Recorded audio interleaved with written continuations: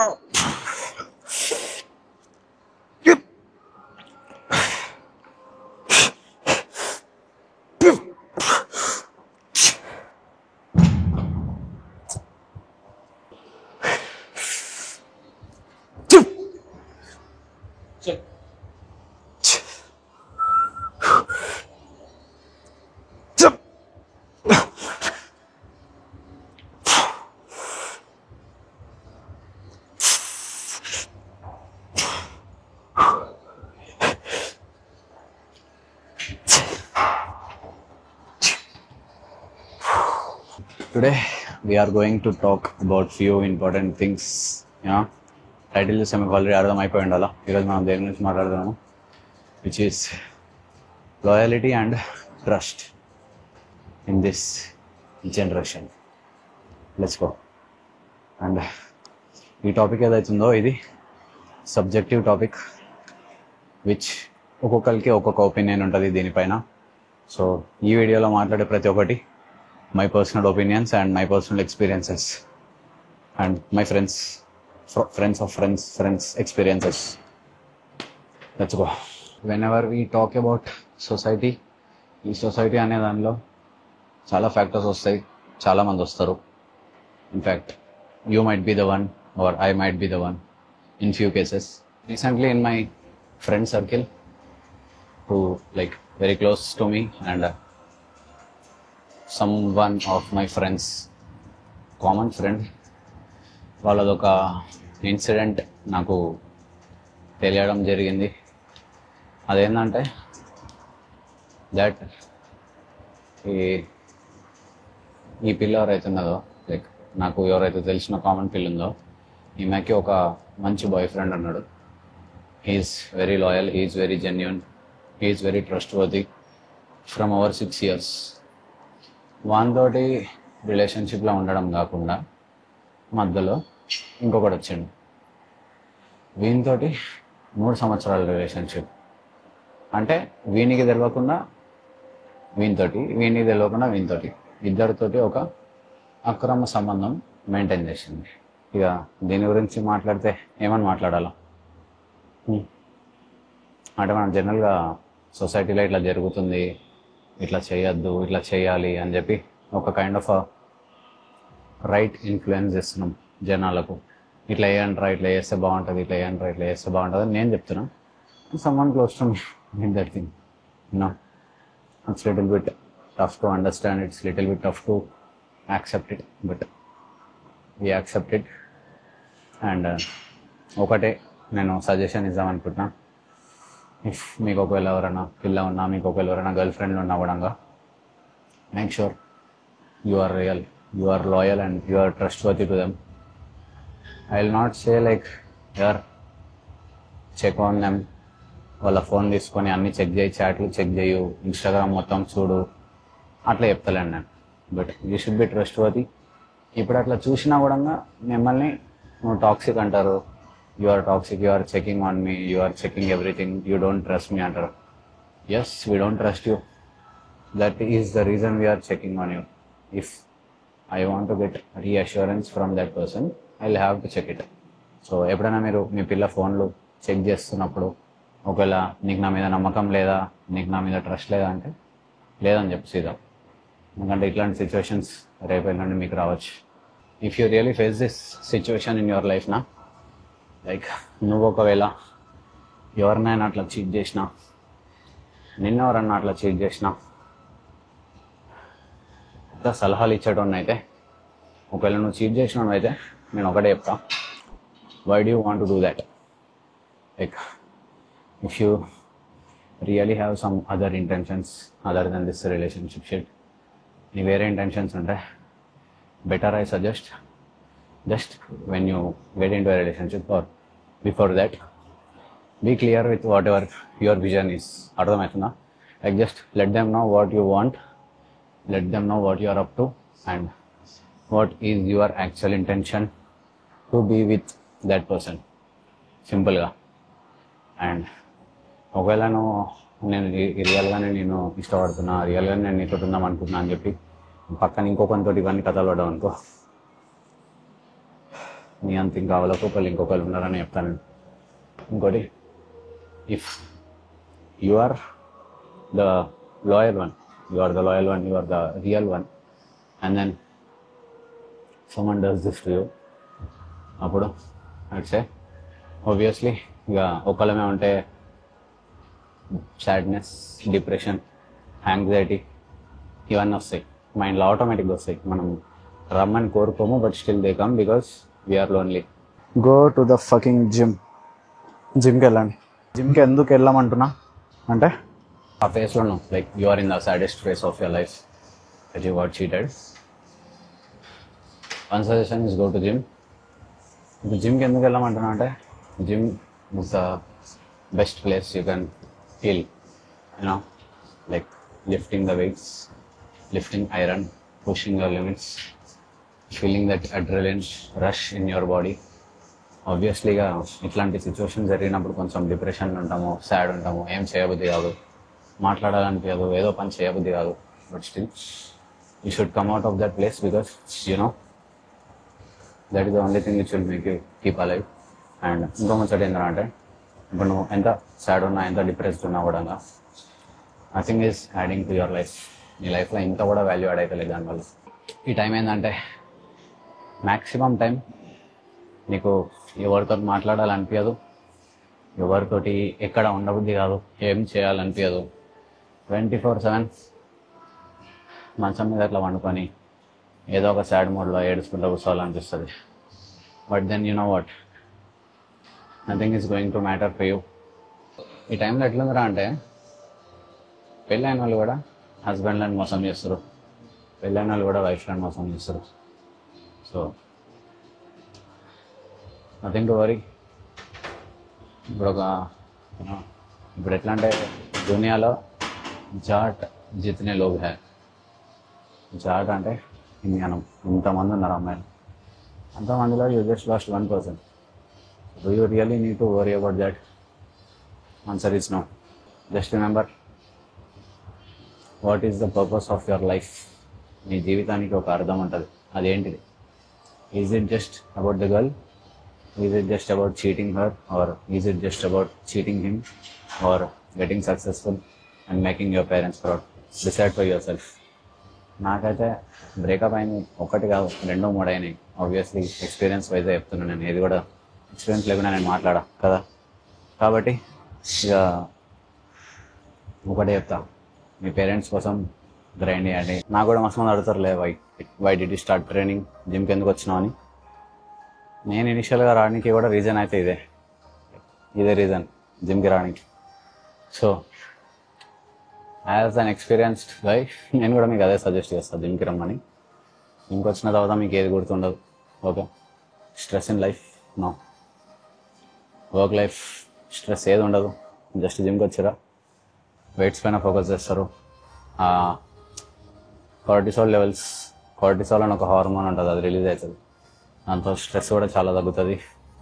You will feel so much better after training. కంప్లీట్గా ఇక మీకు మొత్తం ఇదే ట్రైనింగ్ డైట్ జిమ్, ఇదే ఆబ్సెషన్ లెక్క తయారవుతుంది. Self obsession.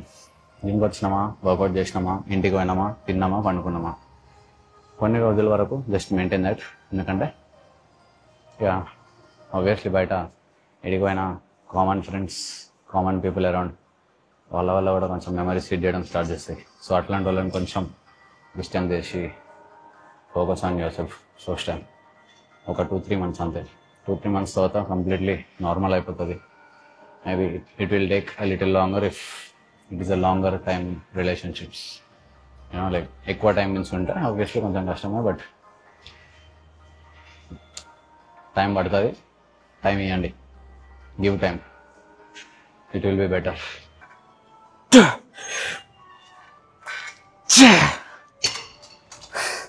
ఈ లాస్ట్ 2-3 రెప్స్లో ఒక టెన్షన్ వస్తుంది చూసిరా మజిల్స్లో.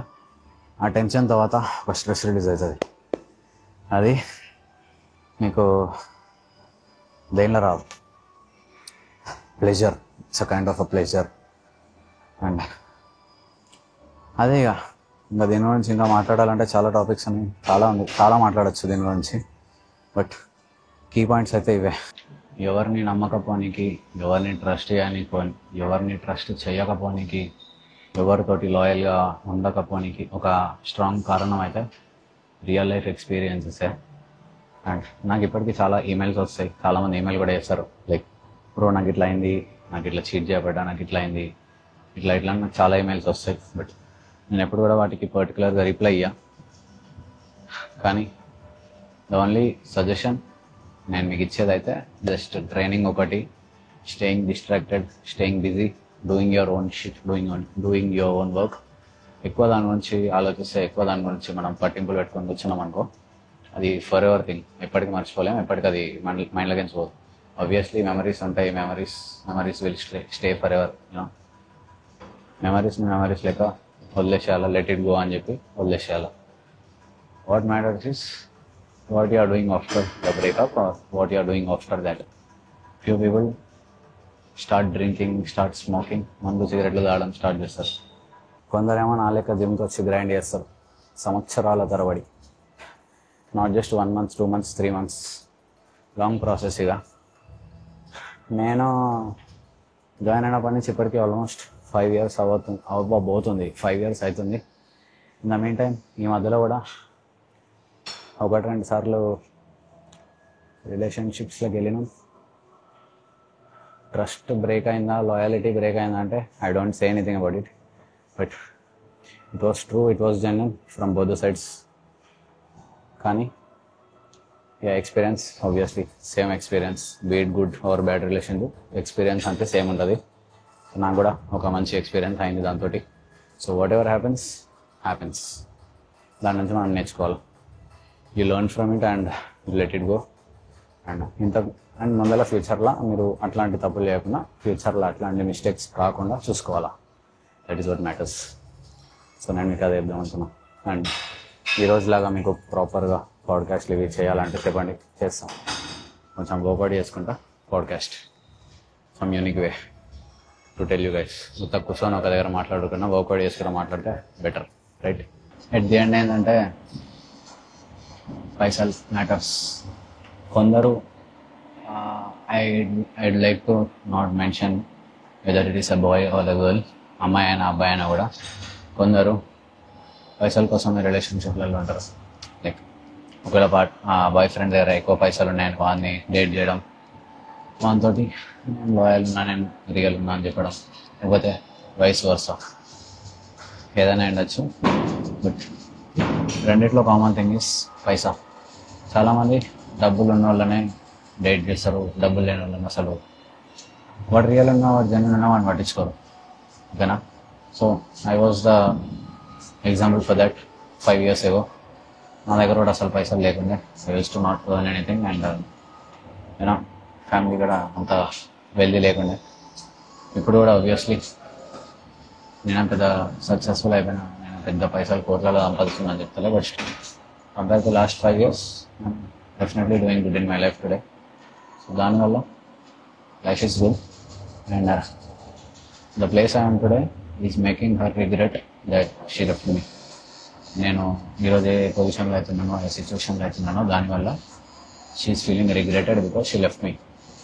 And the rage which comes in you, she left you, and the rage which comes in to you that will make you successful. So మీ లైఫ్లో ఏం జరిగినా కూడా, ఏదైనా కూడా అంతా మన మంచికే జరిగింది అనుకొని వదిలేసేయండి. ఎక్కువ దాన్ని సీరియస్గా తీసుకొని ఎక్కువ డిస్ట్రాక్ట్ కాకండి. స్టార్టింగ్లో నేను చెప్పినట్టే కొంచెం కష్టం, but you will get use to it. కానీ సజెషన్స్ ఇవ్వమంటే మాత్రం ఇదే ఇస్తాం. 1, start training, work on your self. కొంచెం బిజీ ఉండండి, డిస్ట్రాక్టెడ్ ఉండండి. పైసలు ఎట్లా ఎర్న్ చేస్తే బాగుంటుంది, ఎట్లా ఫేమస్ అయితే బాగుంటుంది, ఆర్ ఎల్స్ ఎట్లా ఫాలోవర్స్ గెయిన్ చేసుకొని, ఇఫ్ యూఆర్ ఏ కాంటెంట్ సోషల్ మీడియాలో ఉంటే మీరు ఫాలోవర్స్ ఎట్లా, ఆర్ ఎల్స్ ఏదైనా జాబ్ చేస్తుంటే శాలరీ ఇంక్రిమెంట్స్ ఎట్లా చేసుకోవాలి, ఎట్లా సక్సెస్ఫుల్ కావాలి నేను, ఎట్లా ఒక మంచి స్థాయికి ఎదగాలి అనే గోల్ పెట్టుకుంటే మాత్రం డెఫినెట్గా విల్ బి సక్సెస్ఫుల్. ఓకే, ఇదంతా ఒక ఎత్తు అయితే స్ట్రెంగ్త్ని పుష్ చేయడం, మన స్ట్రెంగ్త్ ఇంప్రూవ్ చేసుకోవడం ఇంకొక ఎత్తు ఈ టైంలో. లాస్ట్ ఇయర్ డిసెంబర్లో నేను మారేడుమిల్లి అని ఒక ప్లేస్కి పోయినా. అదొక ఫారెస్ట్, చూసే ఉంటారు బ్లాగ్స్ కూడా. బైక్ పైన మోటో బ్లాగ్ చేసుకుంటూ పోయినాం. చిక్మంగళూరు ఇవన్నీ తిరిగినాం, ఇఫ్ యూ నో. సో ఆ టైంలో నేను పీక్ అంటే కంప్లీట్ పీక్ డిప్రెషన్ స్టేట్లో ఉండే. Which I was feeling the lowest. I was feeling so weak, so stupid. ఇంకా దాని తర్వాత నేనేం చేసిన, I was in the same place like you right now. So నేనేం చేసిన, ట్రిప్కి పోయినా, ట్రావెల్ చేసిన, ఫ్రెండ్స్ తోటి కొంచెం టైం స్పెండ్ చేసి ఇవన్నీ మర్చిపోయి ట్రై చేసిన. ఎట్ ది ఎండ్ ఇంటికి వచ్చిన. ఈ టైంలో ఒక 3-4 months నేను కంటెంట్ అసలు ఏం చేయలే. ఇన్స్టాగ్రామ్, యూట్యూబ్లలో మొత్తం కంప్లీట్ ఆఫ్ ఉండే. దానివల్ల I lost some followers. But దాని తర్వాత నుంచి పుష్ చేసిన అయితే ఈరోజు we're here today. So it's about always coming back stronger than before. అదే మనకు జరిగింది. అన్ని పక్కన పడేసిన, మొత్తం కంప్లీట్గా